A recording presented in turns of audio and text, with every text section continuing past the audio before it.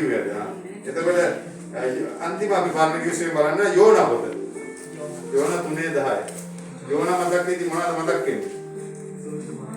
මාළුවෙක් කවුද කිව්වේ? අනේ කිව්වා යෝනා මතක් වෙයි තල්මහා මතක් වෙනවා. කට ඇතුලේ බඩ ඇතුලේ අද කියන්නේ වචන වල බලය තියෙනවා.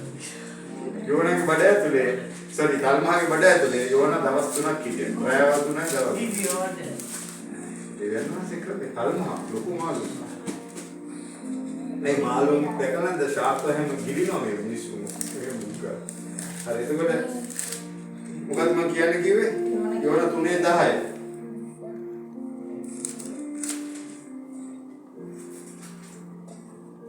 මේ කැවිල්ලා මේ යෝනා තාර්ෂිස් වලට ගිහිල්ලා මිනිස්සුන්ට කියන පසුතැවෙන්න. අන්තිමේ ලං වෙලා.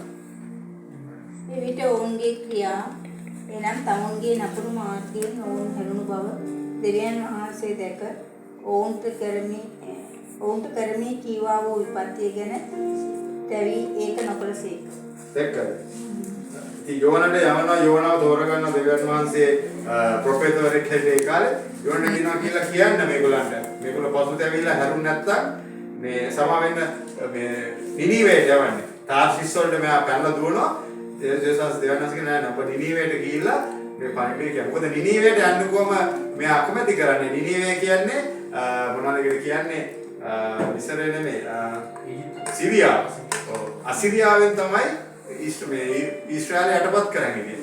පාලනය කරේ. ඉතින් මෙයා කැමති වුණා නැවත මේ නිනිවේට යන්න. ඉතින් ඒක නිසා තමයි මම බෝට්ටුවකට ගලා යන්නේ. යනකොට මේ කුණාටුවක් ඇවිල්ලා කට්ටියම එකතු වෙලා යෝනාව දානවා මුහුදට. දැන් මම තල්මහක් ගිහිල්ලා වමාරන්නේ කොහෙද නිනිවේ. ඉතින් දෙවියන් වහන්සේ ක්‍රමය වෙනස් කරන්න බෑ. ඉතින් නිනිවේට ගිහිල්ලා මම අන්තිමට දේශනා කරනවා පසුතැවෙන්න නුඹලගේ විනාශය වෙන්න දෙන්න කියලා. ඒක නිසා මෙතන කියනවා යෝනා 3:10 එවිට ඔවුන්ගේ ක්‍රියා එනම් තමුන්ගේ නපුරු මාර්ගයෙන් ඔවුන් හැරුණු බව දෙවියන් වහන්සේ දැක. දෙවියන් වහන්සේට පේනවා ඔබ ගන්න තීරණය මේ වෙලාව ඔබ හිතන එක. දැන් උදාහරණයකට අපේ මේ පුතා ගත්ත තීරණය මොකද? Facebook මම යන්නේ නැහැ. ඒ වෙනුවට මම දෙවියන් වහන්සේගේ වචනේ බයිබලය දෙනවා. ආශිර්වාද තියෙනවා. ඔව්. එස්පනාබි නෝන දෙවියන් වහන්සේගේ ක්‍රියාව දෙවියන් වහන්සේට දැන් ඒක පේනවා. දෙවියන් වහන්සේ දැක්කා.